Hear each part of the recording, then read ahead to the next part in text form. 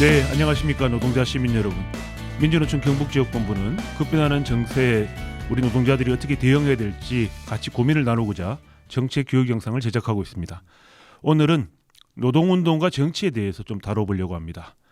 민주노총 전 위원장 한상균 위원장님과 그리고 전 부위원장 이상진 부위원장님 모시고 좀 다양한 이야기들을 나누려고 합니다. 잘 들어주시고 나중에 이제 여러 의견들을 좀 알려주시면 큰 도움이 되겠습니다.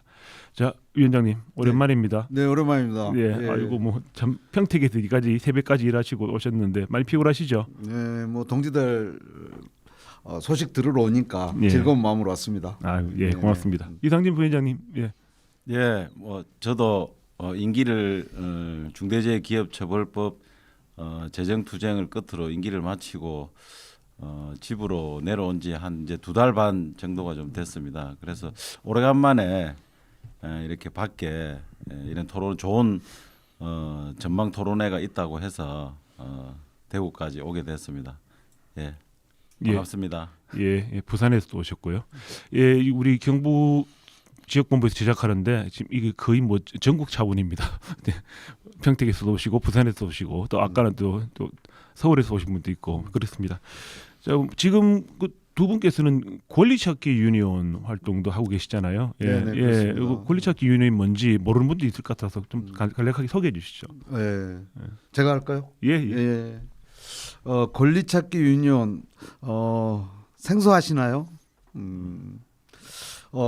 이쪽에 보면 노동자들에게 꼭 필요한 건 누구나 노조할 권리라는 자막이 있습니다. 저것은 이제 노동조합으로 조직될 수 있는 노동자들한테 꼭 필요한 권리가 될 것입니다.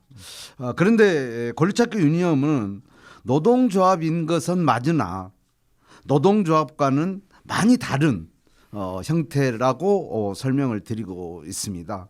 그것은 왜 그러냐면은 교섭할 사용자가 당장 내 눈앞에 없거나 그리고 있더라도 교섭을 통해서 그 노동자의 삶을 당장 향상시키는 이런 협상이 사실상 불가능한 노동자들이 다수의 조합원으로 이루어진 노동조합입니다. 좀 더 구체적으로 들어가면 근로기준법이라는 것이 있는데 근로기준법조차도 적용받지 못하는 노동자가 있고 일전에 코로나 재난이 확산됐을 때 우리가 알게 됐던 전 국민 지금 고용보험이 어떻게 되는 거냐 이런 논쟁이 촉발됐죠. 여기에서 보면 일하는 노동자 둘 중에 한 명은 고용보험에 사실상 들어지지 않는 결국 4대 보험에 못 들고 있는 노동자들이 절대 다수라는 이런 것을 우리 사회가 알게 됐거든요. 이런 노동자들 그리고 스스로도 내가 사용자인가 노동자인가 대단히 혼란스러운 중간 이체에 있는 노동자들까지 그야말로 권리에서 배제된 소외된 노동자들 이 노동자들이 스스로 지금까지의 노동자의 권리를 나는 체념하고 살았는데 이제부터는 체념하지 않겠다. 스스로 권리를 찾아서 당당한 노동자로 살아가겠다. 이런 베이스 캠프라고 이제 보시면 될 것 같고 여기에는 기존에 그러면 조직 노동자는 뭘 할 거냐? 연대하는 조합원으로 호환하는 조합원으로 함께 할 수 있습니다. 그래서 또 이들은 대체적으로 우리 여기에 있는 우리 모든 노동자들의 가족이자 이웃의 문제이기도 하거든요. 그리고 아이들의 미래이기도 합니다. 그래서 이들이 뭉치면 큰 힘이 될 수 있고 이 나라에서 보편적 권리조차도 빼앗기는 일들이 아직도 있구나. 이것을 바꿔낼 수 있다라는 가능성을 열어가는 단결의 장이다. 이렇게 설명드리겠습니다. 네, 아주 의미 있는 일을 하고 계시네요. 이상진 부위원장님, 네. 이제 몇 달 전에 이제 부산으로 가셔서 예. 이제 별로 안 바쁘겠다라고 생각을 했는데 연락을 드려보니까 저보다 훨씬 바쁘시더라고요. 뭐 속된 말로 이제 뭐 백수가 과로사 하는 거 아닌가 걱정이 되기도 하던데 요즘 많은 노동자들을 만나고 다니는 걸로 알고 있습니다. 요즘 우리 노동자들이 이 대선이나 지방선거 뭐 정치에 대해서 어떻게 생각하는지 한번 그 겪어본 바를 말씀해 주시면 고맙겠습니다. 네. 아유 저도 권리찾기 유니온 그 방금 한상균 위원장님께서 설명을 좀 드렸기 때문에 저는 최근에 따끈따끈합니다.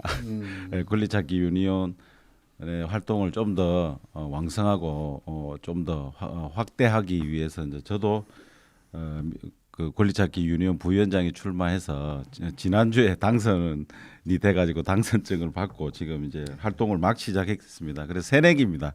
그래서 좀 더 열심히 많이 배우면서 해야 될 지점이 좀 있고요. 관련해서는 작년에 제가 얼마 전까지 민주노총 임원 역할을 거의 9년 가까이 중앙에서 활동을 하다가 내려왔기 때문에 여전히 그런 아쉬움들이 있습니다. 작년에도 다 아시다시피 민주노총이 전태일 50주기를 맞아서 전태일 3법이라고 이름을 명명하고 연초 대의원대회를 통해서 1년 동안 투쟁을 하고 이 어려운 코로나 시기에 나름 열심히 했습니다. 약간의 성과라고 한다면 중대재해기업처벌법이 중대재해처벌법으로 완화되어 버리고 많이 부족한 채로 국회 통과가 된 상태로 많은 과제를 남겼습니다만 그 과정에서 아쉬움이 남는 것은 올해도 2월 과제로 채택이 된 걸로 알고 있습니다. 그 사업이 거기에서 이제 근로기준법 11조 문제하고 그다음에 노조법 2조 문제가 올해도 과제로 이제 있던데요. 그래서 좀 조직 노동이 좀 반성과 뭔가 좀 우리가 좀 돌아봐야 될 지점이 좀 있다고 생각합니다. 저도 일했던 사람으로서 지금도 민주노총 조합원으로서 그런 지점이 아쉬워서 이제는 밖에서 무권리 상태에 놓여져 있는 확대되고 있는 플랫폼 노동 이름만 아름답지 프리랜서라는 이름으로 저임금 장시간 노동에 과로사로 내몰리고 있는 이런 죽음이 계속 양산되고 있는 이런 문제들을 망각하지 않고 외면하지 않고 우리 조합원이 아니더라도 함께 이 권리를 숨어 있는 무권리 상태에 있는 권리를 밖으로 사회화하는 이런 운동을 해야겠다라고 해서 저도 함께 하고 있습니다. 또 한 가지는 사회자께서 질문 주신 것처럼 대선이 이제 불과 1년도 채 안 남았습니다. TV를 틀면 윤석열이 어쩌고 이재명이 어쩌고 늘 남들의 정치에 대해서 우리는 관망자가 아닌가라는 생각들을 현장에 이렇게 만나는 동지들 보면 우리의 전망은 뭔가라고 오히려 저도 임원했다고 저희한테 볼멘 소리를 저도 많이 듣습니다. 그 전망은 뭐냐, 어떻게 해야 되냐 이런 질문을 많이 받기도 하는데 저는 이런 자리가 그 시작점이라고 좀 생각합니다. 이게 남의 일이 아니라 결국은 나의 일이고 전체 민중의 일이고 노동자 계급 투쟁의 변혁 운동에 다시금 좀 돌아가서 혹자는 진보 정치가 실종됐다, 분열됐다, 아니면 분화됐다 이런 얘기가 많지만 현실을 인정할 건 인정하되 무엇을 도모하고 이 시대에 시대적 대전환을 요구하고 있는 민중들의 분출되는 고통을 받는 민중들의 요구에 부응할 것인가 이런 작지만 이런 토론회에서 기탄 없이 가감 없이 의견들을 좀 내고 좀 울림을 만들고 공감을 확산시키는 이런 방향들이 이 흐름이 형성됐으면 좋겠다고 해서 오늘도 함께 하게 됐습니다. 예. 한성균 위원장님 상차로 이제 돌아가셨잖아요. 예. 예, 가서 일도 하고 계시는데 그러면서도 바깥 활동을 엄청나게 이제 많이 하시고 있으세요. 예, 휴가도 다 쓴 걸로 알고 있는데 지금 그러면서 현장의 노동자들이나 진보 정당 관계자들 그리고 민중운동 진영에 있는 분들하고 활발하게 교류하고 있는 걸로 알고 있습니다. 그분들은 어떻게 생각을 하고 있는지 굉장히 궁금합니다. 지금 분위기가 어떤가요? 세간에 모르는 정보를 달라는 건 아니죠. 예. 예. 제가 많이 만나지는 못하는데 예. 여러 경로로 또 몇 차례 이제 토론도 있었고 하다 보니까 보궐선거 전부터 상당히 접촉면이 좀 넓었다 이제 이렇게 말씀드릴 수 있고 또 저희 이제 신생 조직이 사실 무권리 상태에 놓이고 불안전 노동자들, 작은 사업장 노동자들의 권리를 위해서 활동을 하다 보니까 또 많은 진보 정치인들이 정당들이 또 관심을 가져주고 찾아오기도 하고 있고 또 갇힌 테이블에서 입법운동을 어떻게 할 건지 이런 논의를 하면서 좀 들었던 이야기들 뭐 잠깐 말씀을 드리자 보면은 사실 민주노조 운동의 문제도 그렇고 그다음에 노동자 민중의 집권의 문제도 그렇고 그다음에 판때기를 엎지 않고 지금 불평등 세상을 엎을 수 있겠느냐 이런 문제에 대해서 사실 진단은 급속도로 지금 확산되고 있고 이것을 더 이상 이대로 갈 수 없다라는 분명한 의지들은 분출되고 있다라고는 느끼고 있어요. 근데 과연 그것을 하나로 모아서 돌파할 수 있느냐까지는 아직은 보이지 않고 있다. 제가 봄이 오기 전에 이 문제를 공론화해야 된다. 대중운동도 마찬가지고 진보 재정당들도 나서고 또 그동안 하여튼 노동자 민중의 지지를 받아서 국회의원이라는 명예를 가졌던 선배 노동자들도 이 문제에 대해서 적극적으로 개입했으면 좋겠다라는 이제 의견을 공개적으로 피력한 바가 있어요. 근데 아직까지는 무슨 액션이 없고 오히려 이제 선거 국면이 되다 보니까 저는 이런 걸 느껴요. 사실 이제 그동안은 차선과 차악의 정치에 대해서 우리 사회가 굉장히 선거 때만 돌아오면 거악을 걸으면 선택하라는 말이냐 이 말로 되게 자기를 합리화했단 말입니다. 근데 김종인이가 이 당 저 당 다 가서 선거 거간꾼이 다 됐어요. 그 사람이 손을 드는 데가 선거를 승리하는 세상이 됐단 말입니다. 근데 이렇게 됐을 때 지금의 여야의 차이점은 사실 남북관계 빼놓고는 아무것도 없다. 그 자본을 위한 정당인 것을 숨길 수 없다. 이런 것이 다 드러났고 그것도 이제 촛불 위에 압도적으로는 지금 현재 국회를 의석을 장악한 민주당의 여러 가지 행태를 보면 이것은 돌이킬 수 없는 분명한 진단이다.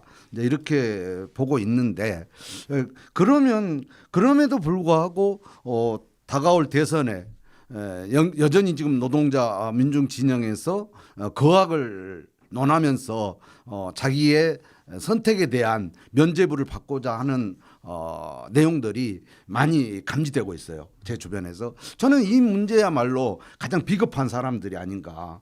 솔직하게 나는 입신양면을 위해서 가겠다. 뭐 여러 시민단체나 지금 학자들 이런 사람들이 다 갔잖아요. 뭐 노동운동 진영에서도 많이 갔어요. 난 그렇게 가는 것에 대해서 제가 뭐 평가할 필요는 없다라고 생각하고 있고 오히려 지금 현재 상황에 거하게 맞서기 위해서 지금 현재 노동 진보 진영이 스스로에 대한 반기득권 동맹을 반기득권 연합이나 동맹을 하기보다는 거하게 맞서는 선택을 해야 된다라고 하는 것은 저는 온당하지 못한다. 이렇게 생각하고 있고요.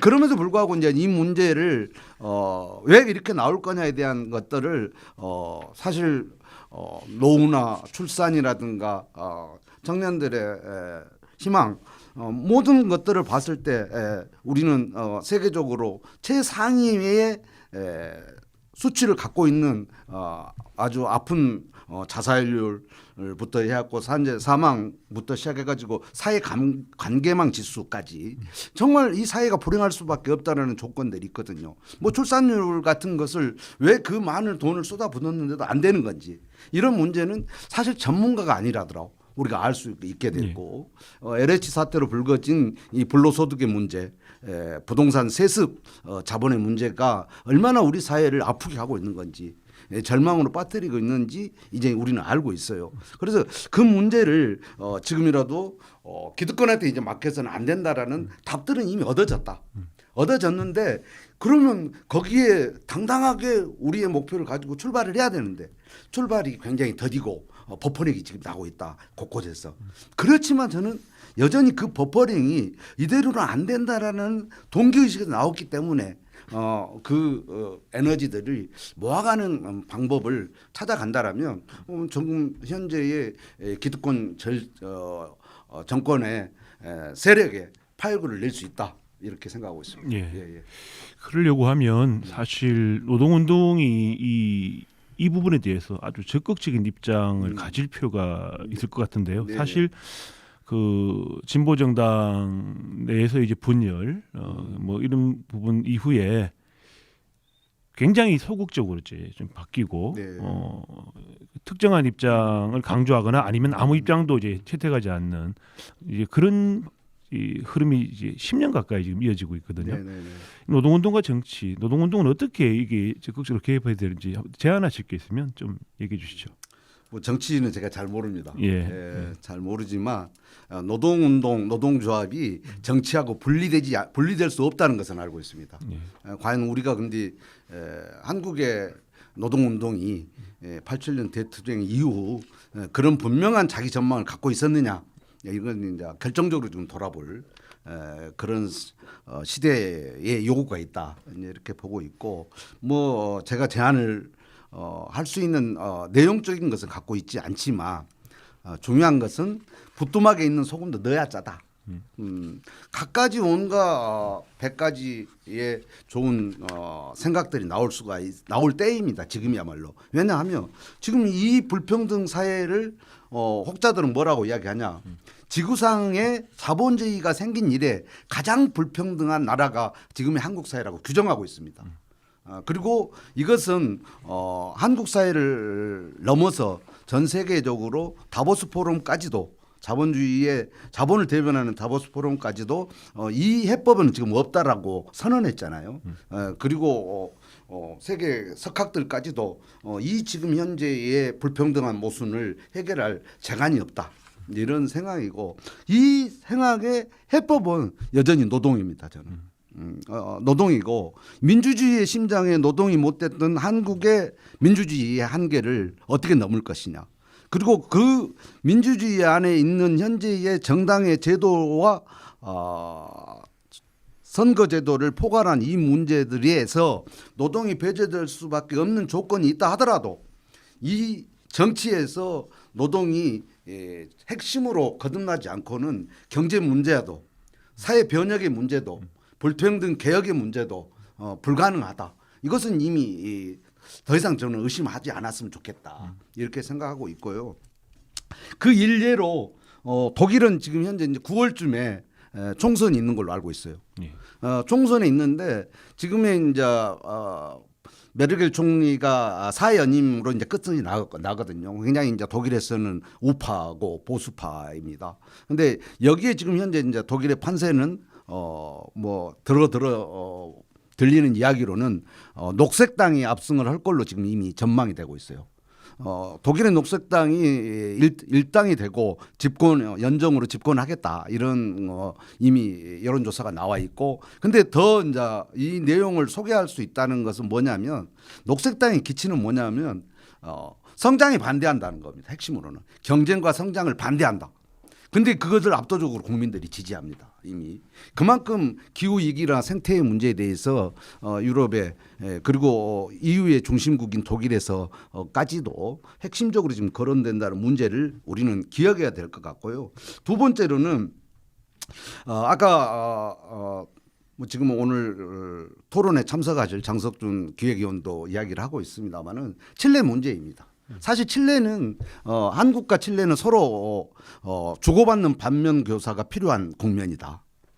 먼저 한국의 민주주의가 어마어마한 촛불로 인해서 불의한 권력을 끌어내리는 까지는 세계적인 많은 나라들한테 영감을 주었습니다. 이게 이제 직접 민주주의가 이런 것이구나. 이렇게도 가능한 거라는 보여준 거죠. 보여줬는데 이것을 2년 뒤에 칠레에서는 지하철 요금 50원 인상이 촉발된 사실 불평등에 대한 분노가 들불처럼 일어나갔죠. 그런데 여기에서는 한국과 다른 두 가지의 경로가 있어요. 한국 사회는 민주노총이 그 촛불 항쟁을 주도한 것은 분명합니다. 근데 거기에는 칠레에서는 중고등학생들이 주도하고 그리고 대학생 시민들이 합류하는 과정 속에 칠레 노총이 정치적 총파업을 결의합니다. 그래가지고 전 생산과 서비스와 물류를 멈춰버리는 이런 과정이 오게 되는 겁니다. 그래서 결국 노동자의 힘으로 개헌을 현재 정권으로부터 개헌의 약속을 그리고 불평등에 대한 해소책들을 끌어내게 되는 것이고 그리고 그 개헌을 당신들한테 임하지 않겠다. 왜? 이미 그 국회에 있는 애들은 기득권을 대변하고 있기 때문에 그러지 않는 새로운 노동자 민중을 대변할 개헌위원회를 통해서 개헌하겠다. 이 두 가지가 이제 결정적으로 우리 촛불하고 다른 거죠. 그래서 우리가 하나를 알려줬더니 거기에서는 지금 현재 너그 한국도 이제 다음 제6공화국을 대체할 7공화국 아니면 다른 직접 정치로 새로운 민중의 분노를 모아갈 때는 이렇게 매조지를 확실히 해야 된다. 적당히 하고 나면 여전히 자본의 세상으로 되고 불평등은 심화된다는 것들을 가르쳐 주었다. 이렇게 말씀드릴 수 있고 또 남미의 브라질이 있습니다. 브라질의 룰라가 이제 얼마 전에 룰라 전 대통령이 대법원으로부터 사면과 무죄의 판결을 받았어요. 근데 4대에 걸쳐서 16년이죠. 16년 동안 브라질의 노동자 민중들은 사실상 연합 정부를 구성한 거죠. 연합 정부를 해가지고 그동안 기득권 정치의 시대를 종결하는 이런 큰 진전을 이루었어요. 그리고 민중들의 삶이 달라졌어요.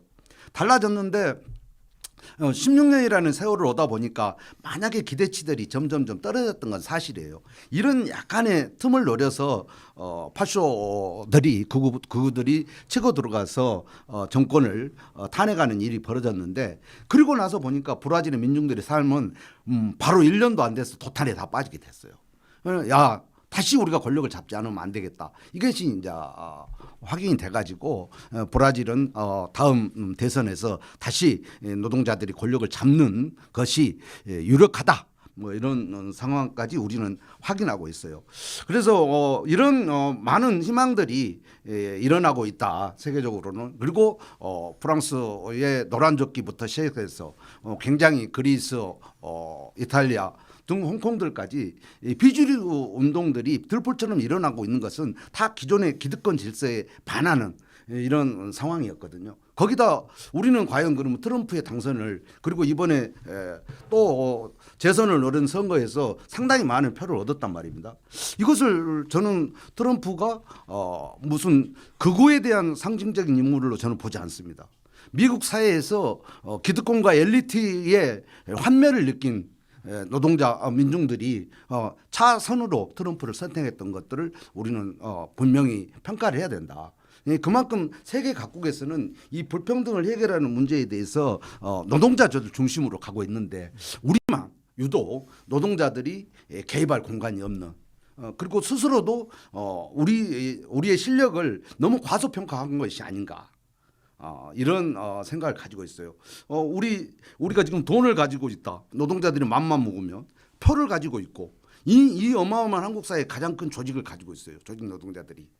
여기에서 저는 조직 노동자들을 저는 민주노총만 이야기하고 싶지 않습니다. 우리 조직 노동자는 250만 명이에요. 물론 이 중에서 현재 보수 정당과 정책 협약을 뭐 나름대로 맺고 가는 단위들이 현재까지 존재할 수 있어요. 그러나 우리가 큰 그림을 애국처럼 전체 다른 노총이라도 정치적 정치 협상을 하는 것이 많은 민주주의 국가에 대해서 보편적 상식이거든요. 이런 길들을 우리는 왜 노력을 할 생각을 안 하느냐. 이런 것도 한번 고민해 봐야 된다는 거죠. 이렇게 해가지고 결국 우리가 우리 노동자들의 가슴에 불을 질렀을 때 이 불이 활활 타올랐을 때 한국 사회는 드디어 변할 수 있는 것이지 다른 무슨 대단한 학식과 덕망으로 어느 하나의 영웅적인 사람의 개인기로 이 불평등 사회를 돌파하기는 어렵다. 왕도는 없다는 것이죠. 노동이 민주주의의 심장이 돼야 되고 그 심장의 핵심은 노동자들이다. 근데 이 노동자들이 철저하게 조직된 노동자하고 조직되지 못하는 노동자들을 기존의 기득권 세력들이 분리시켜놨어요. 이 분리시켜놓은 것을 이 경북 본부가 모범적으로 가서 그것을 한 편이 만들어야 된다는 거예요. 한 편을 만드는 작업이 필요하다. 그들의 저는 그것을 하려고 마음먹으면 대단하게 많은 방법이 있어요. 혹시 필요하면 권리찾기 유니언이 하고 있는 지금 가짜 3.3 제보 운동이라든지 4대 보험 미등록 사업장 고발 운동이라든지 가짜 5인 미만 사업장 고발 운동이라 이런 것들을 저는 함께 할 수도 있겠다. 이렇게 해가지고 이 노동자 밖에 있는 노동자들이 정치적 시선으로 영향력으로 끌어들여야 된다. 이렇게 끌어들일 때 한국 사회의 희망은 거기서 출발한다. 이렇게 진단을 해보겠습니다. 예. 광범위한 아래로부터의 연대 그리고 정말 근본적인 요구를 담은 정치적 총파업. 단순히 하루 집회하거나 뭐 몇 시간 정도 그 산별소준 요구 몇 개 걸고 하는 그런 게 아니라 정말 제대로 된 정치적 총파업 이런 부분들이 좀 필요하겠다라는 말씀인 것 같습니다. 그걸 통해야 뭐라도 이제 좀 그 실현시킬 수 있는 가능성이 높아지는 것 그러니까 아니냐. 하여튼 세 가지가 그게 될 수가 있겠죠. 예. 하나는 집권이고 예. 노동자 세력들이 집권은 예. 포기할 수 없는 예. 분명한 목표여야 됩니다. 예. 두 번째는 방금 말씀하신 대로 이력적인 정치 총파업. 그다음에 직접 정치. 이 세 가지가 저는 톱니바퀴처럼 맞아 돌아가야 된다. 근데 하나를 그것을 분리하고 나면 세 가지는 각각에 다 파편이 돼서 힘을 발휘하지 못하게 됩니다. 예. 그런데 지금까지는 우리가 반성할 지점은 노동운동과 노동조합 운동, 노동자 정치 운동을 분리해서 보았던 시간들이 길었어요. 저도 그것에 대해서 대단히 반성을 하고 있고 뭐 지금이라도 우리가 그 문제에 대해서 방향키를 다시 제대로 돌려야 되는 그런 시기가 온 것 같습니다. 예. 이상진 부위원장님 뭐 어떻게 생각하십니까? 동의하십니까? 동의하면 건너뛰고. 예, 뭐 전반적으로 뭐 다 동의하고 예. 뭐 특별히 제가 뭐 어느 지점에서 뭐 이견이 있어서 뭐 말씀드리고 이럴 내용은 좀 없고요. 뭐 전반적으로 뭐 동의합니다. 예. 예, 알겠습니다. 그런데 사실 뭐 그래 하면 좋을 것 같은데 막상 현실을 보면 이 녹록지 않습니다. 이 현장의 이제 분위기 같은 경우 사실 이 불만이 엄청나게 쌓여 있는 건 사실인데요. 그리고 좀 겁도 나기도 하고 그래서 변화가 필요하다는 것도 이렇게 많이 생각을 이제 우리 노동자들이 하고 있는데 대부분 관심은 기업 내에서 이제 임금이나 이제 복지를 어떻게 좀 더 올릴 것인가.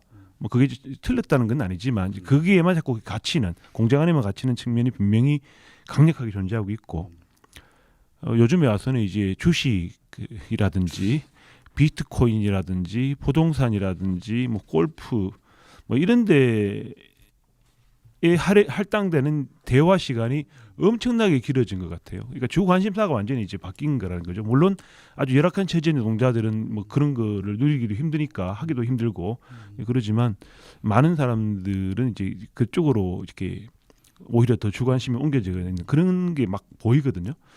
노동운동의 초심이 과연 회복될 수 있을 것인지 또 회복해야만 된다라고 당연히 얘기할 수 있는데 그럼 회복하기 위해서는 어떻게 우리가 뭘 해야 되는지 좀 생각해 두신 바가 있으면 그 이야기 좀 해주시죠. 우리가 이제 87년 노동자 대투쟁 때 2,000개가 넘는 노동자비 결성됩니다. 예. 근데 그것이 결성되는 것들은 그때 좋은 분위기에 편승해서 갑자기 훅 들불처럼 타고 오른 거다라는 진단은 지극히 일부만 진단한 것이고 언제 이런 기회가 올지 모르나 우리는 이걸 대비해야 되고 반드시 올 거라는 믿음을 가지고 헌신하는 활동가들이 있었습니다. 그들은 소수였습니다. 소수였지만 그들의 노력이 결국은 불쏘시개가 될 거다. 이렇게 예를 들어 봅시다. 그런데 현재 지금 굉장히 안 되는 진단들을 중심으로 이야기하면 한국 사회를 변화하는데 노동자들은 영원히 주변부를 맴돌다가 늘 선거 때만 이용당하는 존재로 전락될 수밖에 없고 을지로위원회나 찾아다니는 그런 정말 자존심 상하는 일들만 반복될 거라는 생각이 있어요. 근데 어떻게 보면 우리는 학교 안에는 예를 들어서 우등생만 키워내는 학교, 가장들의 권위, 그리고 이 사회에서는 돈만 잘 벌면 장땡이라는 황금 만능의 탐욕의 시대, 이것들이 지금 다 이제 우리 노동이 현재까지 들어와 있거든요. 그래가지고 이것을 가만히 저는 요즘 생각을 해봤어요. 사실 정치가 이제 태극기 부대가 다시 살아난 것은 사실 민주당이 자기 패거리 정치, 기득권을 지키기 위한 이것을 노고를 하다 보니까 반대급부가 생겨난 거거든요. 이렇게 하고 생겨나는 거예요. 그래서 이걸 나는 우리 노동으로 저는 들어와서 생각을 해봤어요. 우리 노동도 사실 내부 현장에서 치열한 경쟁이 있었어요. 노동 경쟁은 다 되게 좋은 거라고 생각해요. 서로 긴장을 주고 좀 더 민주노조를 발전하기 위한 중요한 계기인데 사실 IMF 이후 노동운동들이 아까 진단대로 담장 안에 갇히고 복지와 고용과 이게 갇혀봤단 말입니다. 이런 상황이 오면서 우리 내부가 사실 자기의 치열한 자기 학습이 부족했던 거죠. 활동가들이 나는 왜 노동자인가? 민주노조는 무엇인가? 나는 어떤 노동자로 살아야 할 것인가? 노동자 진보 정치는 왜 우리 아이들의 미래인가? 이 사회는 왜 이렇게 불평등한가에 대한 질문을 하는 시간이 없었어요. 대단히 저는 왜 우리가 질문을 하지 못하고 저 박근혜는 잘못됐다, 이명박은 잘못됐다, 타임오프 반대한다, 비정규직 철폐하라, 정리해고 반대한다, 이 이상의 우리의 아젠다를 가지고 우리가 저 벽을 깰 수 있는 파일구를 낼 구체적인, 그것도 우리가 87년자처럼 저임금 장시간 노동에 살아가는 절대 민중들과 한편이 딱 됐거든요. 그때는. 그러면 이 시대에 한편이 돼갖고 싸울 의제는 뭔가, 이런 것을 어떻게 찾아야 될 것인가, 이 고민이 저는 부족했다고 봐요. 근데 여전히 저는 그런 고민을 가지고 한다라면 가능성이 있다. 예를 들어서 우리가 축구로 스포츠로 따지면 월드컵 4강이 있습니다. 월드컵 4강 때 히든크 감독이 있었고 그때 당시 우리가 정말 엄청난 성과를 낸 것들은 사실 다른 게 아니에요. 안에서 서해를 파괴하고 권위주의를 청산했던 거예요. 히든크라는 감독이. 그러다 보니까 물고기가 물을 만난 것처럼 선수들이 나는 여기서 가능성을 찾을 수 있구나. 나는 원 없이 내가 좋아하는 축구를 해야 되겠다. 이게 됐다는 거예요. 근데 과연 노동이 지금 현재 이 과연 권위주의가 없는 것이냐? 우리는 강남에 아파트를 갖고 싶은 욕망이 없는 것이냐? 비트코인이 하늘처럼 오르을 때 저걸 못 산 것을 후회하고 있지는 않는 것이냐? 대박주를 찾아서 밤새 유튜브를 뒤적이지 않는 것이냐? 스포츠를 좋아하지도 않으면서 스포츠 토토에 나의 일확천금을 노리고 밤새 메이저리그를 본다든가 프리미엄 리그에 내 인생을 거는 것은 아닌 것이냐? 이런 것을 돌아봐야 되는 거예요. 노동자가 스스로 자기 전망이 없어진 때가 저는 이 지금 현재의 상황으로 노동자들조차도 여기에 빠져들게 만들었다. 결국 목표가 분명하지 않는 집단의 한계는 스스로의 차이가 있어요. 정규직과 비정규직, 대공장과 중소기업, 조직된 노동자와 미조직된 노동자들, 근로기준법 밖과 안, 뭐 이런 수도권과 지방, 이렇게 갈등의 구조들이 우리는 넘지 못하게 되는 거예요. 목표가 없으면 그걸 넘을 수가 없어요. 이 상황이 현재까지 상황인데 우리가 좀 더 이걸 넘기 위해서는 아까 이야기한 것처럼 질문을 해야 되고 좀 더 생각을 해야 되고 이분법을 넘어야 됩니다. 저는 다른 오름을 우리 노동자들이 포용할 수 있는 품을 가져야 된다. 이렇게 생각해요. 왜냐하면 사실 노동자 정치는 계급적으로 단결하는 계급 투표라는 것을 분명한 목표로 하고 있지만 한편으로는 우리 노동자들조차 선악으로 세상을 나눌 수는 없다는 거예요. 계급으로 나눌 수 있지만 선악으로 나눠서는 안 되는 게 저는 정치라고는 알고 있어요. 근데 우리는 우리 내부의 권력 구조라든가 집행 구조를 할 때 보면 나하고 맞지 않은 것은 다 적이거든요. 지금 사실은.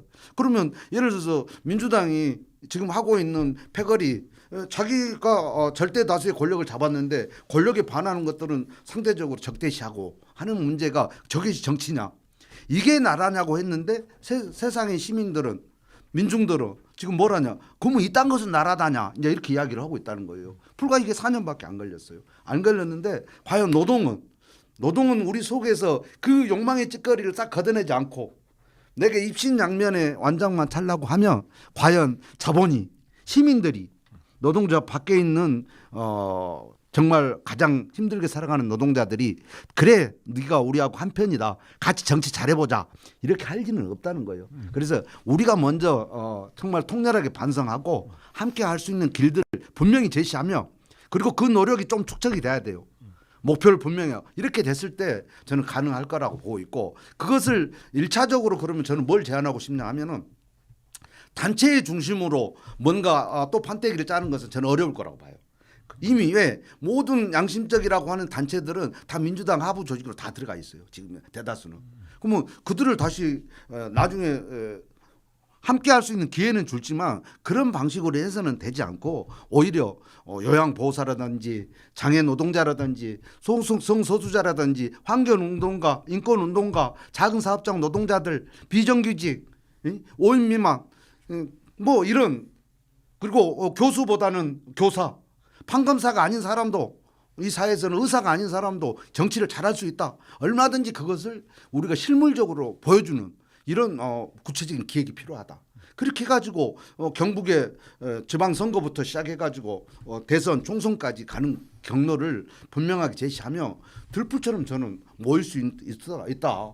이런 분명한 담대함이 좀 필요한 것이 아닌가 이렇게 생각하고 있습니다. 예, 성찰과 질문 그리고 이분법을 극복하면서 다른 가능성, 즉 대안을 좀 담대하게 기획을 이제 해서 뭐 교육도 하고 여러 가지 방식으로 결합도 하고 이렇게 하자는 제안이신 것 같습니다.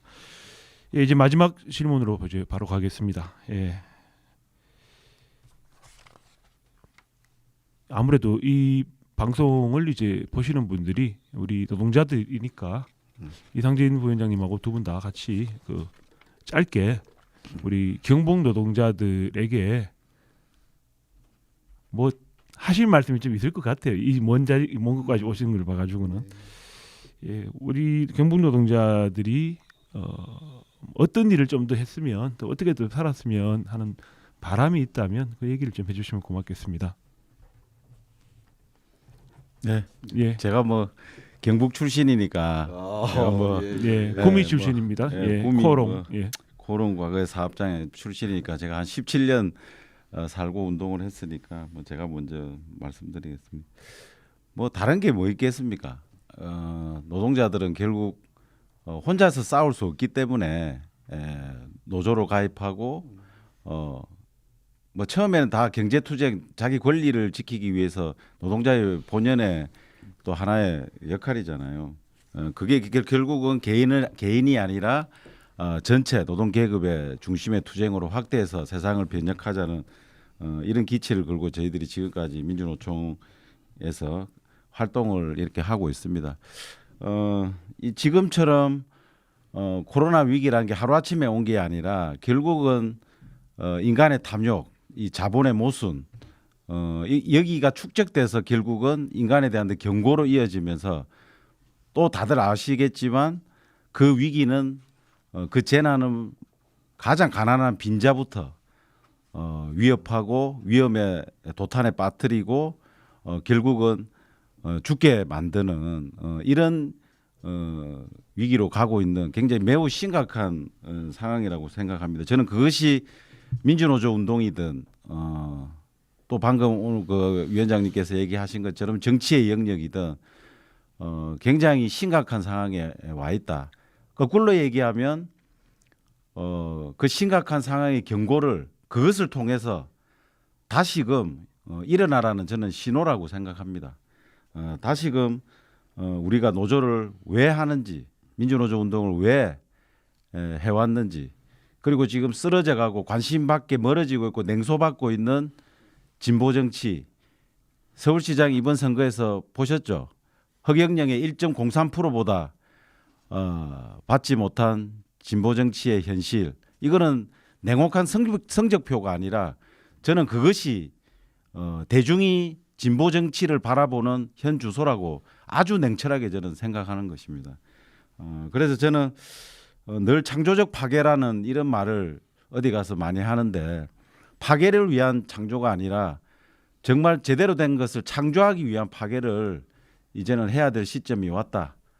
그리고 당장 실천에 나서고 행동할 시기가 왔다고 저는 생각하고 그런 의지를 가진 동지들이 이 무력감과 이 패배감 이런 데서 좀 떨쳐 일어나고 정말 많이 다시금 얘기하고 모이고 토론하고 행동하고 하는 이런 일들을 지금 당장이라도 했으면 좋겠고 또 경북본부 동지들도 늘 또 건강하시고 그런 활동들을 또 경북지역본부가 중심으로 해서 그런 흐름들을 만들어 갔으면 좋겠다 하는 이런 소박한 바람이 있습니다. 예. 예, 고맙습니다. 예. 가짜 보수와 이선의 진보, 이들이 이 한국 사회 권력을 독점해 왔습니다. 그리고 재벌은 이미 이들보다 큰 힘을 갖고 있는 더 상위 권력이 되고 말았습니다. 지금의 한국 사회의 가장 큰 제도의 개혁, 그리고 빈부의 차별을 없앨 수 없는 것은 여의도 국회라고 저는 생각하고 있습니다. 여의도 국회에는 전 세계에서 가장 신자유주의, 자유시장 경제, 그것도 아주 견제되지 않는 아주 프리한 자유시장 경제를 신봉하는 정치인들로 득실거리고 있습니다. 혹자는 이야기하고 있습니다. 300명 국회의원 중에 294명이 신자유주의 신봉자라고 이야기하고 있습니다. 이들이 결국 지킬 게 많은데 힘들게 살아가는 노동자 민중의 마음을 헤아릴 리가 없습니다. 우리는 그런 현실을 분명히 인정해야 됩니다.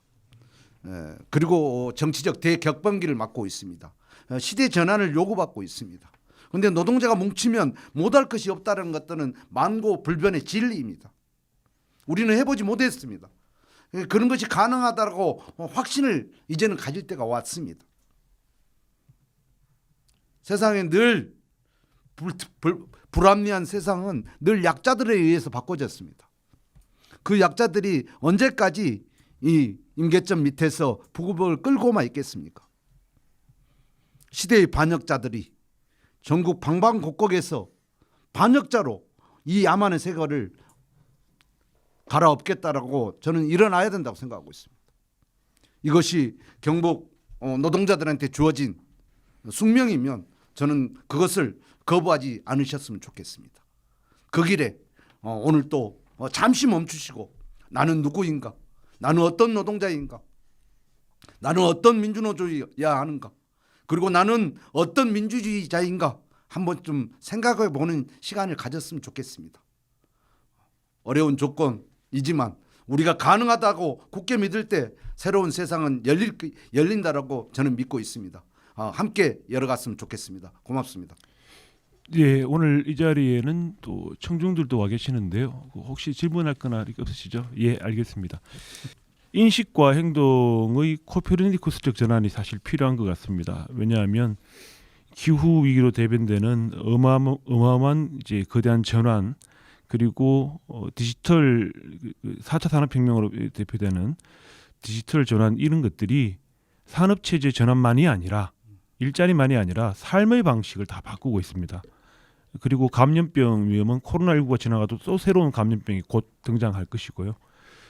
생활 방식도 바뀌고 의식 구조도 다 변화되고 있습니다. 지금 굉장히 빠른 속도로 다양한 형태로 변화하고 있는데 우리는 여전히 담벼락 안에서 특정한 부분만 계속 쥐고 있다가는 우리 자신이 앞으로 살아갈 전망을 잃어버릴 수도 있기 때문에 좀 근본적인 질문들을 던지고 초심을 회복하고 노동자 계급으로 또 인간으로서 함께 연대하는 그런 세상을 같이 만들어 봐야 된다는 이야기들을 사실 하고 계시는 것 같습니다. 예, 뭐 긴 시간 동안 한 건 아니지만요. 이제 이 노동 운동과 정치에 대해서는 이 정도로 이제 마치도록 하겠습니다. 오늘 소개해 주신 두 분 고맙고요. 시청해 주신 여러분 고맙습니다. 고맙습니다. 다음 또 찾아뵙겠습니다. 감사합니다. 안녕히 계십시오.